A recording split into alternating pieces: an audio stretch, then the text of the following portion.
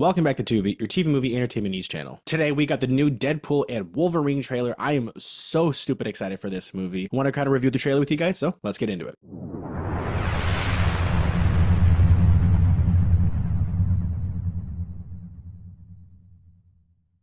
Deadpool and Wolverine. I didn't expect the trailer to come out today. When Ryan Reynolds posted that post saying that the trailer was coming yesterday, I was immediately blown away about how the turnaround for this new movie is, since the movie's coming out in I think 3 months. I'm so excited we finally got a new look that gave us so much more and yet didn't tell us everything. The trailer absolutely was stellar. I liked how they intercutted Madonna's like a prayer throughout the entire trailer. I liked that, even it was on time with the fights and everything. It was really, really well done. Deadpool 3 seems like it's going to be starting off as a simple Deadpool movie, kind of catching up to where he's been, kind of like they did for the last two movies, and then it's going to turn into a X-Men buddy cop movie. Of course, with these two gentlemen behind me, with Deadpool and Wolverine being our two main stars for this movie, I'm so excited. And speaking of Wolverine, we got more Wolverine. I'm so excited we got more chances to hear Hugh Jackman just talk in this movie as much as he wasn't in the first teaser trailer. We got the claws at the end of it, but we actually get to see where he's been, what kind of Wolverine this is, and even we got the iconic look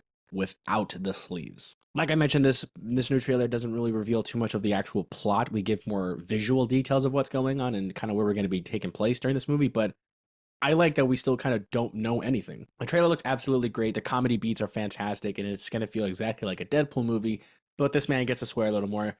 I'm really excited we're going back to the R-rated Wolverine. It's just beautiful. I could honestly go on and on for this trailer. It's so funny. It has great, honestly, a trailer that I didn't expect to have good rewatchability. I know not all trailers need to have rewatchability, but some of them have in the last few years. Like Dune 2 has a great one, and this one is now on my list of rewatchable trailers. And now for my favorite part, the deep dives, the things you may have missed. Let's get into it. First things first, I want to talk about this Wolverine. Now, I'm not confident to say that this is the same one we saw from the Fox universe, or it's even a different one.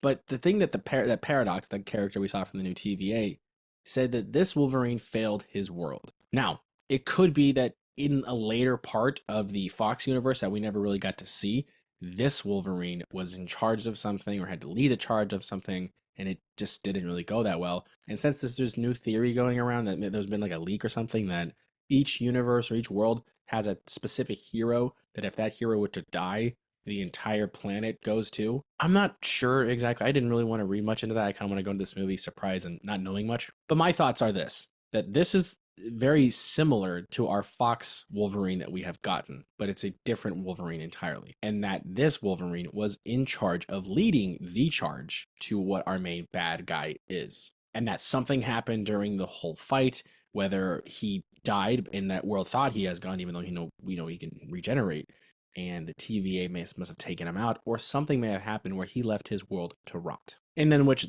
our main bad guy for this movie won that world. Again, this is all, it is held on together with tape, man.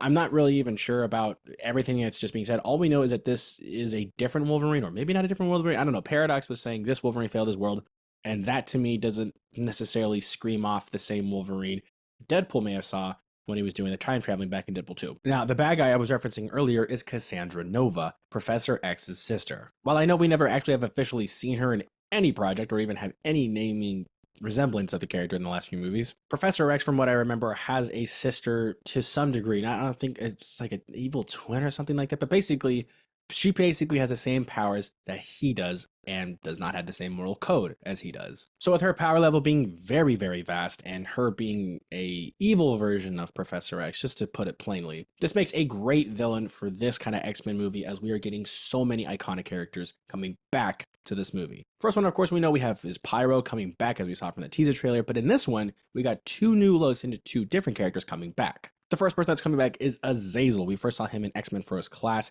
I'm not confident that the same actor is returning. I hope so. There's literally only one way to do this, as well as Lady Deathstrike, who we saw from X2. Again, I'm not confident that the actor is returning. I hope she is. She played the character great. It would make sense for these characters to come back. But either way, Lady Deathstrike and Azazel are back in action. And these two are standing in front of a giant Ant-Man head that is pretty much dead inside. And I believe this is where Cassandra is going to have her base of operations, which is pretty cool. And even step back even further, this whole movie is taking place in the void that we saw from Loki season 1, and we're going to be exploring different parts of this, and we know that it's the void because we have Eliath coming back in this movie. I like the idea that Deadpool 3 is going to be taking place in the void where everything from every world just converges. Like, it's not taking place in our MCU universe or it's the Fox universe, but it's in a place where it's just the dump of all those things. And with the return of Eliath and the void, we got some new looks into some things we already kind of seen from the set photos. So if you've been around the internet for the last few months, maybe even a few weeks, we've been having some set photos been leaked for Deadpool 3. And the biggest one that was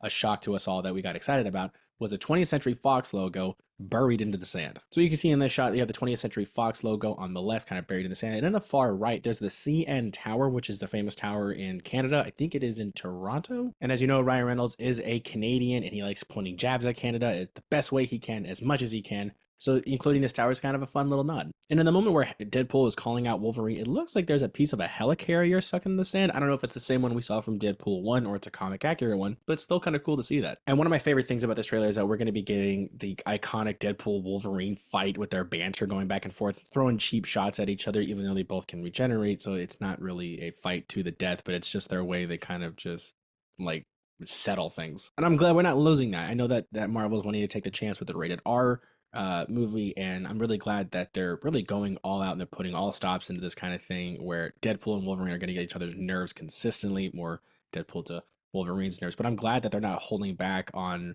the things that they do in the comics where he like just stabs him in the head to shut him up and kills him just so he gets a moment of peace, but then he pops right back up. And it's all these different things that I'm really excited that the Deadpool and Wolverine relationship isn't dwindling. It's not something they're having to change. And not to forget, I don't think Patch that we saw in the very first teaser trailer for Deadpool and Wolverine is going to be Hugh Jackman. So if you look at this and you look at this, it does not look like the same person. Just they don't seem like they have the same kind of build. And I think the introduction we're going to be getting is to Wolverine, iconically at the bar.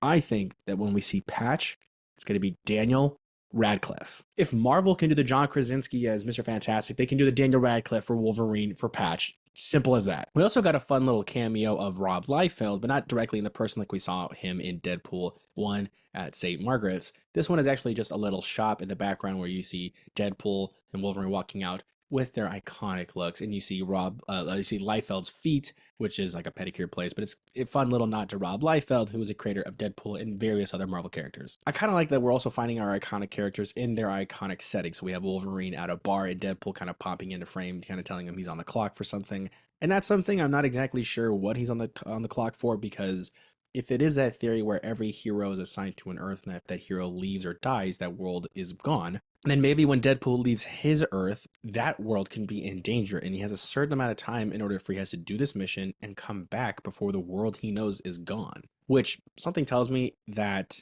that could happen, because integrating Deadpool into our MCU means he'd have to leave his world behind.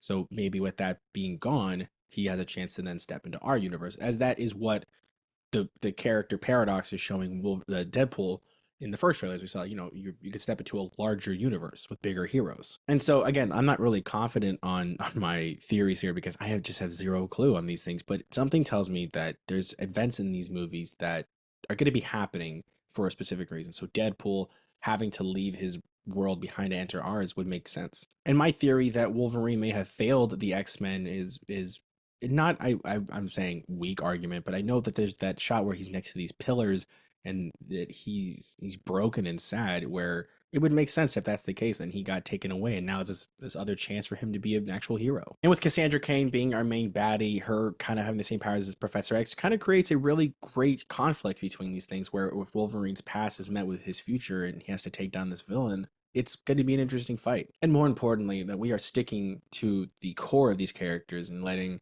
them swear and have a lot more violence into this is, I think, a good start. The trailer ends with Deadpool and Wolverine racing towards a portal similar that we have seen to Doctor Strange and them jumping through.